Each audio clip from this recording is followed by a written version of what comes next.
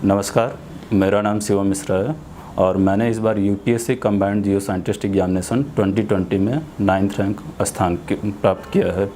और मैं आपको दिल्ली नॉलेज ट्रैक के द्वारा मैं जियोलॉजिस्ट एग्जामिनेशन की क्या क्या रिक्वायरमेंट होती हैं और क्या क्या एलिजिबिलिटी होती हैं मैं आपको बताना चाहता हूँ। तो सबसे पहले मैं अपने बारे में थोड़ा सा ब्रीफ बैकग्राउंड देना चाहता हूँ। मैंने अपने schooling 10+2 central Hindu boys school से किया है, जिसको बीएचयू का न्यूक्लियस माना जाता है। और उसके बाद मैंने बीएससी ऑनर्स इन जियोलॉजी और एमएससी जियोलॉजी दोनों बनारस हिंदू यूनिवर्सिटी से किया है। और साथ साथ मैंने UPSC combined geo scientist exam इसके साथ साथ दिया है और ये मेरा प्रथम प्रयास था बिना किसी कोचिंग की सहायता से। तो इससे पहले मैं वीडियो स्टार्ट करूँ, एक सॉफ्ट डिस्क्लेमर है कि आप किसी को भी ब्लाइंडली फॉलो मत करिए। आज मैं जो आपके साथ स्ट्रेटजी फॉलो करने जा रहा हूँ, हो सकता है कल आप सक्सेसफुल हो तो आप भी मेरे पोजीशन पे हो और वो सक्सेस स्ट्रेटजी आप अपना शेयर करेंगे। तो जो आपको अच्छा पार्ट लगे वो आपको अडॉप्ट कीजिए और जो आपको नहीं लगे उसको आप डिस्कार्ड कीजिए। अब आते हैं कि थोड़ा सा जियोलॉजिस्ट के लिए क्या क्या क्राइटेरिया होना चाहिए। आपको 10+2 में साइंस बैकग्राउंड का होना चाहिए, जिसमें आप बायोलॉजी बैकग्राउंड हो या मैथमेटिक्स बैकग्राउंड। फिर उसके बाद वेरियस इंस्टीट्यूट्स या यूनिवर्सिटीज़ जियोलॉजी कोर्स का कंडक्ट कराती हैं, तो उससे आपको बीएससी करना होगा। देन ऑनवर्ड्स आपको एमएससी जियोलॉजी परस्यू करना होगा। तो अभी recently geological survey of India ने 100+20 पोस्ट निकाला, 120 पोस्ट। तो अभी के एस्पिरेंट्स के लिए ये गोल्डन अपॉर्चुनिटी है और अपकमिंग ईयर्स में भी ढेर सारी वैकेंसीज रिक्रूट होने वाली हैं। तो जियोलॉजिस्ट के लिए क्या क्या एलिजिबिलिटी है। यूपीएससी जियोलॉजिस्ट के लिए एज वाइज क्राइटेरिया यदि जनरल कैंडिडेट के लिए बात किया जाए तो 21 ईयर्स टू 32 ईयर्स उनका मैक्सिमम एज क्राइटेरिया है। और उनका नंबर ऑफ़ अटैम्प्ट फिक्स नहीं होता, आप एंड नंबर ऑफ़ अटैम्प्ट दे सकते हैं जब तक आपकी एज हो। उसके साथ साथ मोड ऑफ़ एग्जामिनेशन या मोड ऑफ पेपर जो भी होगा वो इंग्लिश लैंग्वेज बेस्ड ही होगा। तो अभी हम लोग का 2020 में फर्स्ट टाइम प्रीलिम्स का इंट्रोडक्शन हुआ है। इससे पहले इंग्लिश पेपर होता था, डायरेक्टली जो भी कैंडिडेट्स या एस्पिरेंट्स थे वो मेंस एग्जामिनेशन के लिए एग्जामिनेशन में अपीयर होते थे, बट वहाँ पे इंग्लिश पेपर को डिसकंटिन्यूड करके प्रीलिम्स का इंट्रोडक्शन किया है। तो क्या क्या प्रीलिम्स मेंस इंटरव्यू के लिए क्या स्ट्रेटजीज़ हैं और क्या प्लान ऑफ एग्जामिनेशन मैं आगे आपको वीडियोज़ में बताने जा रहा हूँ। तो आते हैं सबसे पहले स्टेज 1 प्रीलिम्स के बारे में। उसके क्या क्या कट ऑफ मार्क्स हैं। प्रीलिम्स में इस बार जीएस का इंट्रोडक्शन हुआ है, जो कि आप यूपीएससी के नोटिफिकेशन से सिलेबस डाउनलोड कर सकते हैं। उसके साथ साथ आपका ऑप्शनल या तो जियोलॉजी हो सकता है या जियोफिजिसिस्ट के लिए जियोफिजिक्स, केमिस्ट के लिए केमिस्ट्री एंड हाइड्रोजियोलॉजिस्ट, इन सभी का एग्जामिनेशन होता है। तो वो ऑप्शनल सब्जेक्ट है। ये एग्ज़ाम काफ़ी लेंदी ड्यूरेशन का है, तो इसके लिए आपको कंटिन्यूसली मोटिवेटेड रहना पड़ेगा। और ये 2 साल या 3 साल की आप प्रिपरेशन लेके स्टार्ट करेंगे तो वो ज़्यादा बेटर एटीट्यूड होगा एग्जामिनेशन को तैयारी करने के लिए, प्रिपरेशन के लिए। तो स्टेज 1 के बारे में बात करते हैं, प्रीलिम्स के बारे में। प्रीलिम्स में जीएस जो कि है वो साइंस बैकग्राउंड के स्टूडेंट के अकॉर्डिंग होना चाहिए, ना कि उन्हें ह्यूमैनिटी बैकग्राउंड के जैसे आते हैं उसके अकॉर्डिंग पेपर नहीं बनते हैं। तो आप एक साइंस एप्टीट्यूड लेके जाइए। जैसे पेपर के बारे में बताओ तो मैंने क्या क्या बुक लिस्ट या रिसोर्सेज फॉलो किए उसके बारे में मैं आपको बताता हूँ। हिस्ट्री के लिए मैंने मॉडर्न हिस्ट्री के लिए एनसीईआरटी क्लास 10th की बुक एक चैप्टर दिए, उसको यूज किया था। उसके साथ साथ यदि आपको टाइम मिलता है तो आप तमिलनाडु बोर्ड्स की क्लास 11th एंड 12th की बुक फॉलो कर सकते हैं। लूसेंट जीके बुक जो कि रिसेंट एडिशन की है, उसको लाइन बाय लाइन आपको पढ़ना है। उसके साथ साथ आप एनडीए एंड सीडीएस के प्रीवियस 5 ईयर क्वेश्चन पेपर को डाउनलोड करें, उनको एनालाइज करें और जो पोर्शन या थीम आपको लगे कि इम्पॉर्टेंट है वहाँ से उनको आप प्रिपेयर कर सकते हैं। उसके साथ साथ जियोग्राफी मैंने एनसीईआरटी कम्प्लीटली फॉलो किया था, वो आपके फिजिकल जियोलॉजी में भी हेल्प करेगा। और एनवायरनमेंट के लिए मैंने क्लास 12th एनसीईआरटी बायोलॉजी का लास्ट 5 चैप्टर और एक एनवायरमेंटल केमिस्ट्री का लास्ट चैप्टर क्लास 11th का दिया हुआ, उसको मैंने फॉलो किया था। उसके साथ साथ जैसे ओजोन होल डिप्लीशन हुआ, क्लाइमेट चेंज हुआ, जो रिसेंट अमेंडमेंट्स या बिल्स आ रहे हैं उनको भी मैंने कुछ फॉलो किए थे। और यदि आप डेली करंट अफेयर्स पढ़ना चाहते हैं तो वो भी बेटर है, मैगजीन्स पढ़ना चाहते हैं तो वो भी। लास्ट 1 ईयर कंपाइलेशन, जैसे हमारा प्रीलिम्स एग्जामिनेशन मोस्टली जनवरी या फरवरी में होता है, तो आप previous 1 year January last year to upcoming years का आप करंट अफेयर्स मैगजीन से कवर कर सकते हैं। या तो आप डेली क्विज वगैरह अटेंड कर सकते हैं जो कि फ्रीली अवेलेबल है। अभी कुछ सब्जेक्ट्स जैसे science background, physics, chemistry, biology आप एनसीईआरटी पढ़ सकते हैं, या एनडीए या सीडीएस की कोई भी बुक आप बाई करके उनको परचेज करके वहाँ से सेलेक्टेड पोर्शन पढ़ सकते हैं। तो ये रहा मेरा जीएस का ओवरऑल स्ट्रेटजी। आप इसको अपने अकॉर्डिंगली मोल्ड कर सकते हैं। पेपर को एनालाइज कीजिए और नोटिफिकेशन पढ़िए। सिलेबस बहुत ही ध्यान से पढ़ना है। प्रीवियस ईयर क्वेश्चन आपको एक ब्रीफ आइडिया देते हैं कि कैसे क्या थीम है जो कंटिन्यूसली रिपीट कर रहे हैं। यूपीएससी एक पर्टिकुलर डोमेन पे क्वेश्चन करता है, तो उस चीज़ को आप एनालाइज कीजिए और आगे बढ़ते रहिए। और साथ साथ मैं ये बोलूँगा कि इस प्रिपरेशन के दौरान आपको कंटिन्यूसली मोटिवेटेड रहना पड़ेगा। It's a long term work, और शॉर्ट टाइम गोल बना के साथ साथ उसको लॉन्ग टर्म में कैसे इम्प्लीमेंट करना है, ये आप उसके लिए तैयार रहिए। आपको इस दौरान कई सारे डिफ़िकल्टीज़ का भी सामना करना पड़ेगा, बट उसको आपको पॉजिटिवली डील करना है। नेगेटिव पीपल, जो लोग नेगेटिव कमेंट करें या नेगेटिव क्रिटिसिज्म करें, उनको आप टोटली अवॉइड करें। तो सक्सेस के लिए आपका hard work, patience, perseverance, determination और उसके साथ साथ स्मार्ट वर्क आप यदि सप्लीमेंट करेंगे तो आपको ज़रूर सफलता मिलेगी। और मैं जो जियोलॉजिस्ट एग्जामिनेशन में जीएस पोर्शन है उसके मार्क्स और जियोलॉजी पोर्शन के मार्क्स आपके फाइनल मेरिट लिस्ट में जुड़ेंगे, और इसी के बेसिस पे आपका मेंस के लिए सिलेक्शन भी होगा। तो पहले कैंडिडेट जो भी अपीयर हो रहे हैं वो उनको मैं बोलूँगा कि आप जीएस पोर्शन को लाइटली बिल्कुल भी मत लीजिए, और उसके साथ साथ आप जियोलॉजी प्रिपरेशन को भी कंटिन्यू करिए। अभी जैसे मैं अपने एग्जाम के बारे में बात करूं तो जियोलॉजी और जीएस का marks minimum cut off fix किया गया था, जैसे 154 मार्क्स आउट ऑफ 400। जियोलॉजी जो पोर्शन होता है वो 300 मार्क्स का होता है और जीएस पोर्शन 100 मार्क्स का। ये कंप्यूटर बेस्ड एग्जामिनेशन होता है जिसमें आपको 2-2 घंटे का समय दिया जाता है, साथ साथ इसमें नेगेटिव मार्किंग भी है। तो आप जो भी कॉन्सेप्ट या क्वेश्चंस फंडामेंटल आपके काफ़ी स्ट्रांग होने चाहिए। जो भी आप अटेम्प्ट दें वो सीरियसली दें और क्वेश्चंस को अच्छे से पढ़ के दें। आपके लिए इनफ टाइम है। आप कंप्यूटर बेस्ड एग्जामिनेशन का कुछ मॉक टेस्ट भी कर सकते हैं यदि फ्रीली अवेलेबल हो तो। अब आते हैं, ये जो जीएस पोर्शन है वो केमिस्ट पोर्शन के लिए, हाइड्रोजियोलॉजिस्ट या जियोलॉजिस्ट, साथ साथ जियोफिजिसिस्ट के लिए, सबके लिए कॉमन होता है। तो आप एक ये अप्रोच अपना सकते हैं इसके लिए। अभी आते हैं जो ऑब्जेक्टिव पेपर होता है जियोलॉजी के, उसके बारे में। तो जो हमारा प्रिपरेशन का मोड होगा वो कंबाइंड अप्रोच होगा, prelims cum mains combined approach. जैसे कुछ पहले आपको प्रिपरेशन उन सब्जेक्ट की करना है जो प्रीलिम्स में भी कॉमन हो और मेंस में भी कॉमन हो, फिर उसके बाद आप मेंस एक्सक्लूसिव तैयारी करेंगे। तो मैं जो रिसोर्स मैंने फॉलो किया है, कुछ बेसिक्स बुक्स फॉलो की हैं, उसको मैं आपको बताता हूँ, और उसके बाद आप उनमें से जो भी आपको सूटेबल लगे आप अपने अकॉर्डिंगली यूज कर सकते हैं। अभी बात करते हैं जियोलॉजी ऑप्शनल के लिए क्या क्या अप्रोच होना चाहिए। आपका कंबाइंड अप्रोच होना चाहिए प्रीलिम्स और मेंस के साथ साथ।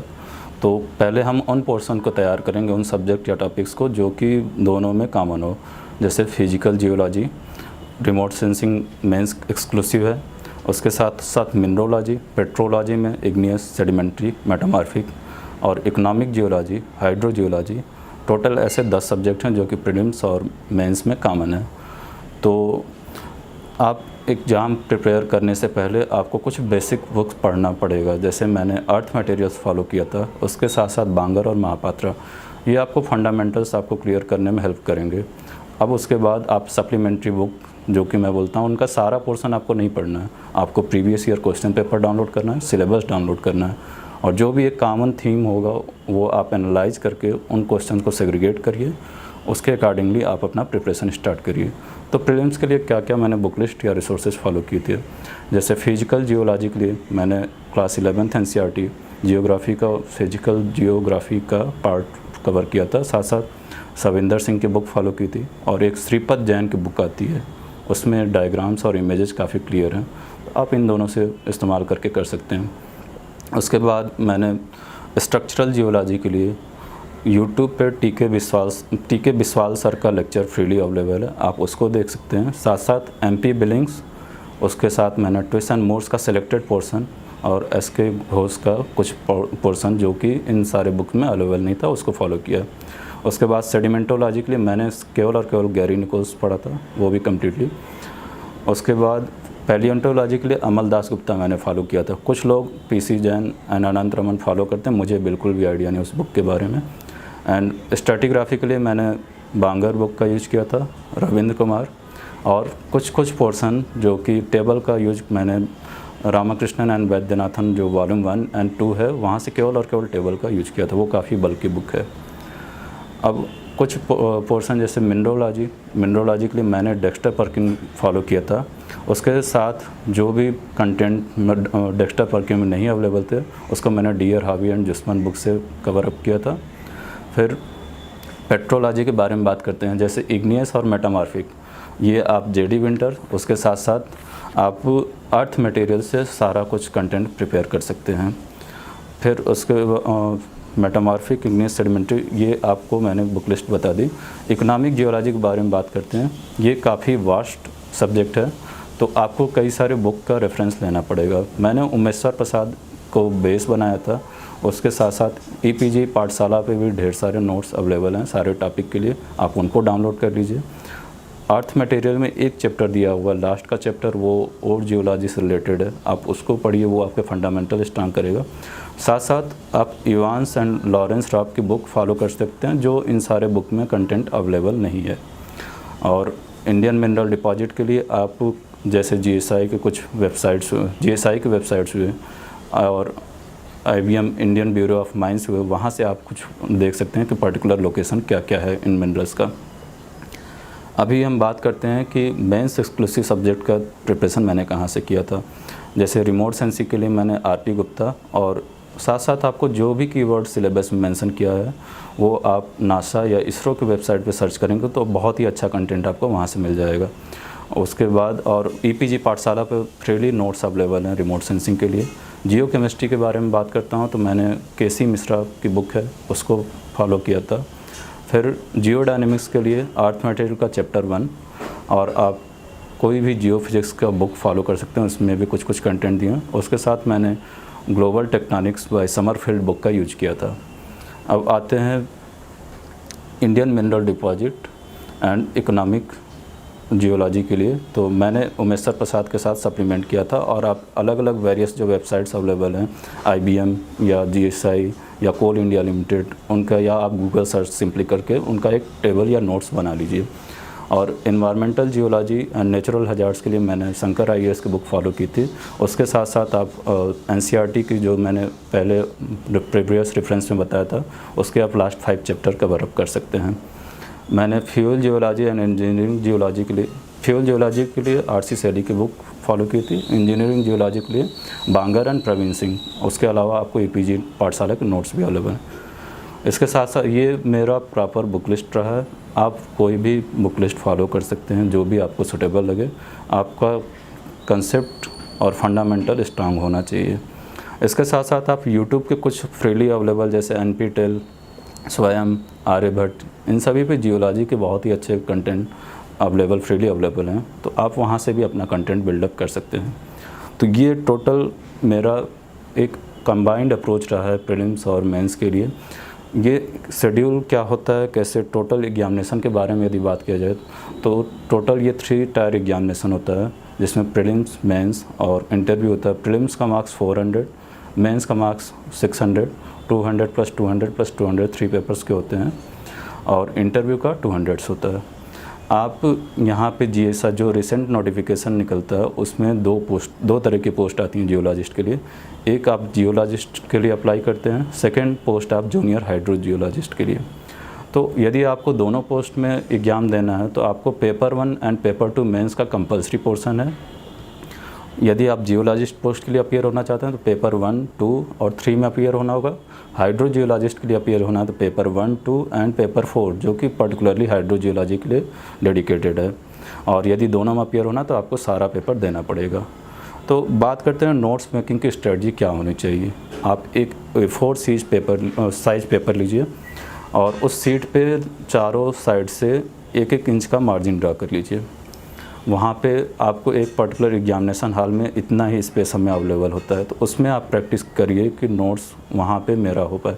जैसे मैं एग्जांपल लेता हूँ ट्राइलोबाइट के बारे में, तो आप थोड़ा सा ट्राइलोबाइट के बारे में इंट्रोडक्शन दे सकते हैं कि उनका इंपॉर्टेंस क्या है, वो इंडेक्स फॉसिल क्यों है, और उनके मार्फोलॉजी के बारे में डील कर सकते हैं, क्या क्या चेंजेज आए हैं, आइज पैटर्न क्या क्या है, कितने टाइप्स के होते हैं, फिर क्या उनके पर्टिकुलर चेंजेस सेगमेंट्स कैसे हैं।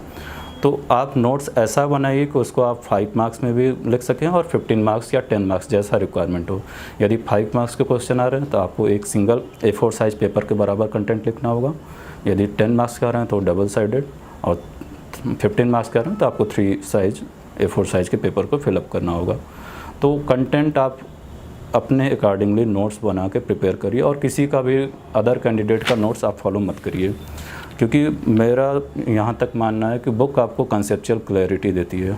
नोट्स आप पढ़ेंगे, हो सकता है वो अगले बार वो क्वेश्चन रिपीट ना करे, तो मेरा हम्बल रिक्वेस्ट है कि आप लोग बुक को फॉलो करें। तो ये कंप्लीट स्ट्रेटजी रही है मेरी। आप कभी भी इस ड्यूरेशन में, ये एक लेंदी ड्यूरेशन है, तो आप नेवर एवर गिव अप वाला अप्रोच रखिए। मैंने इस ड्यूरेशन में काफ़ी सारे हार्डशिप्स और ट्रबल्स फेस किए। जैसे मेरा कोविड के लॉकडाउन के समय मेरा पैर फ्रैक्चर हुआ था, फिर उसके बाद भी कई सारे एक्सीडेंट्स हुए थे, बट फिर भी मैंने अपना नेवर गिव अप वाला अप्रोच रखा।